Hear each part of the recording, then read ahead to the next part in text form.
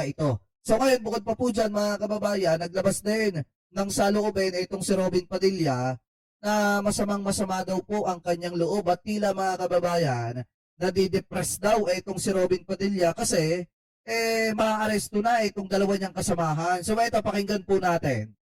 Senator Robin Padilla has admitted feeling depressed after a document showed that the International Criminal Court named Senators Bato de la Rosa and Bongo as... O akala ko ba, Senator Robin Padilla, hindi mo alam yung salitang yon?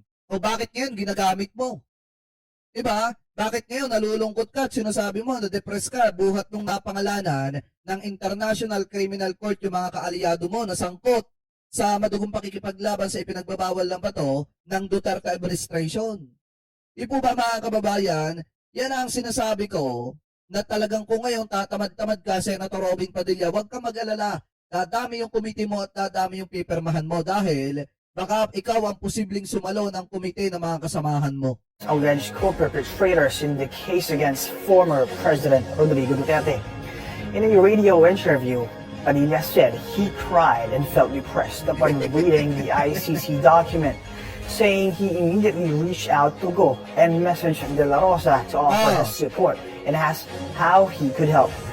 Naiiyak-iyak daw siya mga kababayan at nadidepress daw siya dahil nga napangalanan daw mga kababayan itong sina Bongo at itong sina Bato de la Rosa na kasabwat ni dating Pangulong Rodrigo Duterte doon sa ganong klaseng gawain po nila. So ngayon, ang tanong dito mga kababayan, kapag ba naaresto si Bato de la Rosa at itong si Bongo, handa bang samahan ni Robin Padilla? O ngayon karami sisingilin. Senator Robin, di ba yabang-yabang mo? Di ba yabang-yabang mo noon? Sabi mo, handa mong samahan, walang iwanan. Wala kayong iwanan ni Bato de la Rosa. O ngayon, ang tanong namin, handa mo pa ba kayong samahan ngayon? Etong si Bato de la Rosa, kung sakaling maaresto, handa ka rin bang magpakulong doon sa International Criminal Court? Alam niyo mga kababayan, hindi ko maintindihan kung bangag pa si Senator Robin Padilla nung sinabi niya yon. Pero, isa lang ang sigurado ngayon, kapag naaresto si Bato at si Bongo, sisingilin ka ng taong bayan, Senator Robin. Gusto ng taong bayang makita kung sasamahan mo ba talaga si Bato de la Rosa. Kasi yun ang sabi mo eh. Di ba walang iwanan? Padilla also said he contacted Senate Minority Leader Alan Peter Cayetano and other members of the minority bloc, warning that the ICC move could have wider implications in the Senate. He further appealed to the government to have any cases heard in Philippine courts, questioning why Filipinos would be... Alam nyo, pag naaresto mga kababayan itong si Bongo, itong si... Biruin nyo pag naaresto si Bongo, tapos si Bato, tapos si Jinggoy, tapos si Joel, si Cheese, 5 agad na senador mga kababayan, yung mawawala sa minority. At pag nangyari yun, Sara is impeachment. Di ba mga kababayan? Pag nangyari yun, sure ball na baka ma-impeach si Fiona na asawa ni Shrek. Akala ko ba yung Duterte Black hindi ba titibag? Ano nangyari? Di ba mga kababayan? Ano nangyari? Pero inyo alam nyo, gagaling po muna nung nasa Duterte Black, no? Ang gagaling po muna sa gobyerno, akala mo lilinis. Ngayon, may mga ganito pala mga kababayan. Di ba biruin nyo, 5 agad yung malalagas mga kababayan sa minority. So malabo na nilang mapalitan si Tito Sen. At pag minalas-malas pa mga kababayan, ito yung nakikita ko dyan eh. Ito ito yung sarili kong opinion lamang, mga kababayan. Alam nyo, pag minalas-malas pa dyan, halimbawa, na-impeach mga kababayan etong si Sara Duterte. So malaki ang posibilidad na pumili si Presidente ng isang taong mapapagkatiwalaan niya na pwedeng maging vice-presidente. At ang pwedeng piliin dyan ng Presidente, maalin sa Senado mga kababayan, or di kaya naman, dun sa iba mga taong pinagkakatiwalaan niya. Di ba may mga qualified na senador na pwedeng maging vice ng Presidente. Naandyan dyan si Tito Sen. Naandyan dyan si Kiko Pangilinan mga kababayan. At naandyan dyan sina Erwin Tulfo. Yan yung mga qualified na pipwede, para sa akin din may personal opinion, na pipwedeng maging Vice President ni PBBM. So ngayon, ang tanong, malaki ang posibilidad. Eto mga kababayan na, ang tanong, may magagawa pa ba yung Duterte Black para isalba eto mga kasamahan nila na posibleng makulong? Ano po, dahil sa mga kinasasangkutang issue. Anyway, tuloy pa natin. before a foreign tribunal.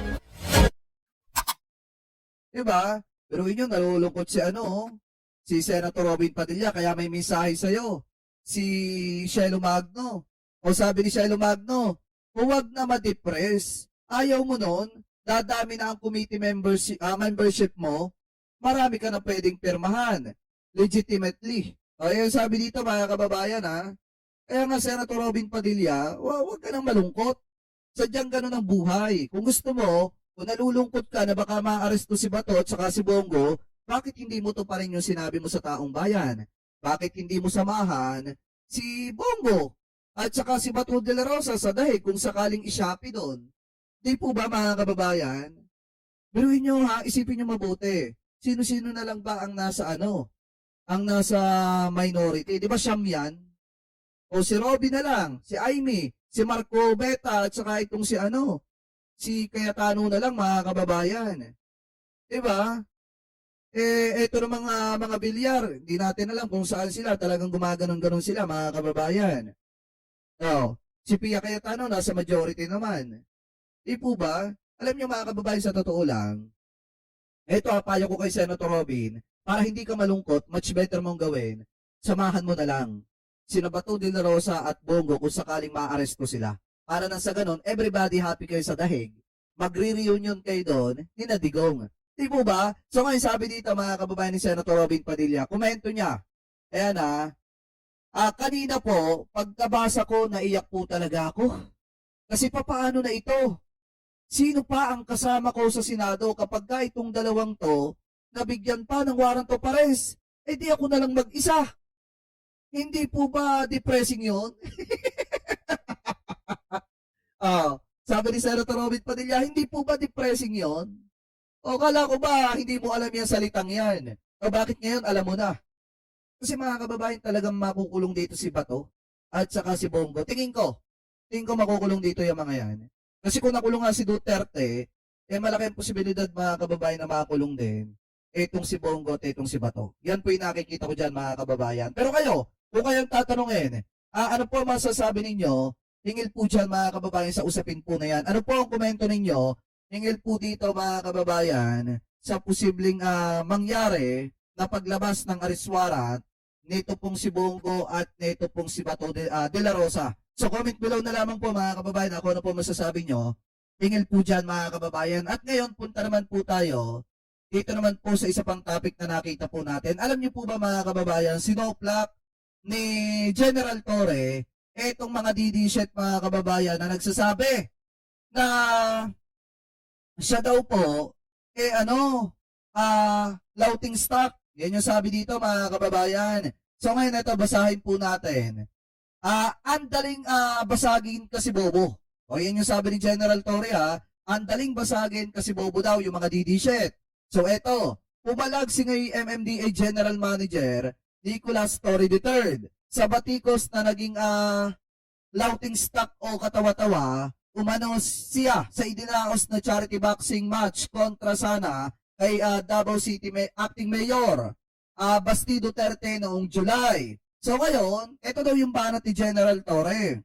Banat ni Torre, sa bumabatikos, nakaipon umano ng milyon-milyong piso ang charity event para sa mga apektado ng pagbaha. Noong mga panahon na iyon, matatanda ang hindi sumipot si Basti sa boxing match kaya wagi etong si General Torre. So ngayon, sabi dito mga kababayan, national laughing stock o laughing stock mga kababayan daw ako dahil sa boxing kung saan naduwagang idol niya ni Mayor Basti Duterte. Sa event na yon, we raise million of pesos para sa mga taong sinasabi niyang nalulunod sa bagyo at baha noong mga panahon na yon. Diba, biruin nyo mga kababayan, may point. etong si General Torre, kahit hindi dumating si Basti Duterte, ang ending pa rin ng boxing match dapat nila na si Basti naman na naghamon, maraming natulungan na mga kababayang Pilipino po natin na sinasabi ng mga didishit na lubog sa baha, mga kababayan. At sinasabi nila na hindi natutulungan ang pamahalaan. Pero kalaunan, kung mapapansin po ninyo, ang laki ng na-raise na pera nung boxing event na yon. At yung pera na kinita noon, nakatulong talaga sa mga kababayang Pilipino po natin. Alam niyo mga kababayan, ito yung masakit na katotohanan. Ang masakit na mga katotohanan, kaya nang nagkakaganyan yung mga didishit na yan, hindi nila matanggap na si Duterte ay nakulong. Yan po yung pinakamasakit na katotohanan dyan. At hindi nila matanggap na si Sara Duterte either ma-impeach at makulong din, katulad ng kanyang ama na si Digong. Kasi kung matatandaan nyo, di ba, nasa hot seat ngayon si Sara Duterte at posible mga kababayan na ma-impeach. At kung hindi naman siya ma-impeach, posible po siyang makulong dahil sinampahan po siya ng mga kasong plunder at iba pa. Diba ni former Senator Trillanes sa ombudsman. So ngayon, ang masakit na katotohanan dyan, kaya nagkakaganyan yung mga yan, naghahanap lang sila ng taong mabibisit kasi kahit sila mga kababayan, bisit na sila sa kanilang sarili kasi hindi nila mailabas si Duterte sa dahig. Ano po, at hindi nila matulungan itong mga Duterte. Kaya ang ginagawa nila, yung mga taong matitino sa ating pamahalaan, yun po yung binabatikos nila. Katulad ni General Torre, na hindi naman sila aatrasan. Kasi biruin nyo nung sinabihan si General Torre na national laughing stock, ang sagot niya, naduwag. Etong si Baste, mga kababayan, at dahil dyan, nakaipon siya ng maraming pondo para matulungan ang mga kababayang Pilipino po natin. So ngayon, bukod po dyan mga kababayan, kaya dapat talagang makulong yung mga kaalyado ni Duterte. Maliwanag naman yung ibinulgar ni Pebbles. Wait lang, search na. Yan. Sabi dito mga kababayan, eto kaya dapat talaga makulong. Yung mga kaalyado ni Duterte kahit etong si Digong mga kababayan, dyan po sa dahig. Kasi kung titingnan nyo, ahit po kay Pebbles sa Talakera 5NA. Sabi po dito mga kababayan, eto daw, isa sa mga naging biktima ng maling hustisya at pang-aabuso ng mga Duterte, si Mark Taguba na tinakot at dinukot ang kanyang tatay at kapatid ng Davao Boys para umamin na siya ang may-ari ng magnetic lifter, pinakawalan lang ang kanyang tatay at kapatid nung nakulong na siya. Ilang katulad pa ni Mark Taguba ang magiging biktima ng mga Duterte at mga Chinese na drug lords na hanggang ngayon ay namamayagpag sa ating bansa. Ang laki ng pinagbago ng itsura ni Mark Taguba. Ayon kay Charlie, natatakot si Taguba sa kalagayan niya. Sa bilibid, baka isang araw ay itumba na lang siya.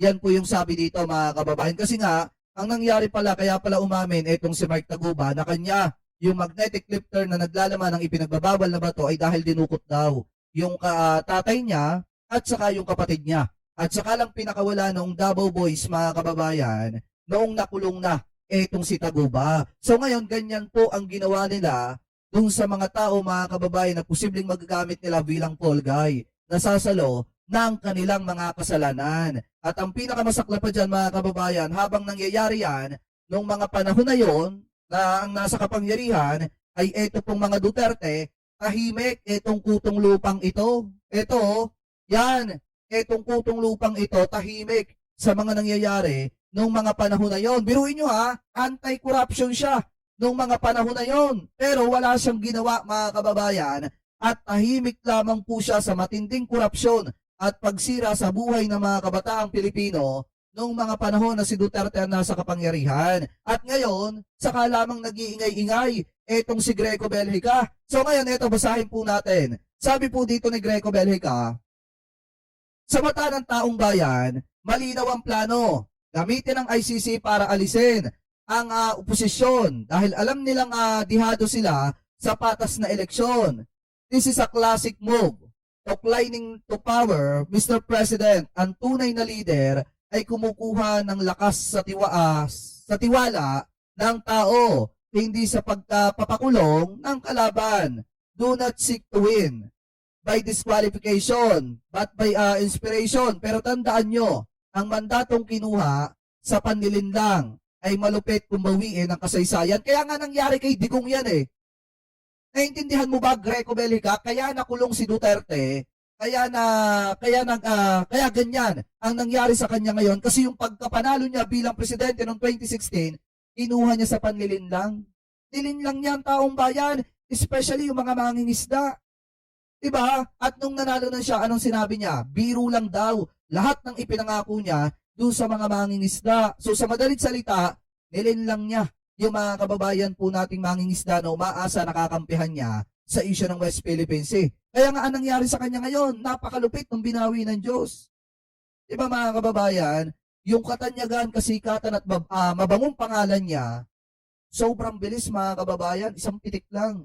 Ng Diyos, kita nyo kung nasaan siya ngayon, nakakulong at pinagtatawanan ng marami natin mga kababayang Pilipino. Kasi nga yung pagkapanalo niya noong 2016, kinuha niya lang sa panlilinlang sa mga kababayang Pilipino po natin. Anyway, sabi pa dito, basahin pa natin. Imbis na sa balota lumaban, idinadaan sa legal elimination. Ganyan na ba kayo, kadesperado? Manatili lang sa pwesto? When you weaponize foreign courts to clear your path, you are not protecting the law. You are betraying the people's right to choose. Let the people decide. Do not use power to undermine the will of the people, mga kababayan. Pero maliwanag dito, dapat iniimbestigahan din itong si Greco Belica kung bakit naging bingi, bulag siya noong mga panahon na naabuso yung mga kababayang Pilipino po natin at noong mga panahon na talamak yung korupsyon. So dapat silipin din ang gobyerno. Kung ano ba talaga ang nabago kay Greco Belica buhat nung nagkaroon siya ng posisyon sa gobyerno ni dating Pangulong Rodrigo Duterte. Kasi baka mamaya malaki yung ipinangako sa kanya, kaya sobrang ingay niya ngayon at kaya nagbingi-bingihan siya ng mga panahon na siya ang nasa kapangyarihan. Biruin mo, ikaw na rin ang nagsabi, Greco Belica, malupit kung bawian ang kasaysayan. Kung yung pagkapanalo o yung mandato ay kinuha sa panlilinlang, ay malupit kung bawiin ang kasaysayan. Kaya nga ganyan na nangyari kay Digong. Diba? Pamula sa hinahangaan, nire-respeto ng mga kababayang Pilipino po natin ngayon. Ngayon mga kababayan, likas na karton na lamang siya na pinagtatawanan ng taong bayan. So ganyan po talaga. Ako naniniwala ako na totoo po ito. Kasi kinuha yung kasikatan ni Duterte, kinuha yung pagkapanalo ni Duterte sa panlilinlang sa mga kababayang Pilipino po natin. Kaya ang ending, ayun, nakakulong siya sa International Criminal Court sa Dahig, mga kababayan. So kayo, kung kayo po ang tatanungin, mga kababayan, ano po ang masasabi ninyo hinggil po dito sa mga topic na ito na tinalakay po natin? Ano po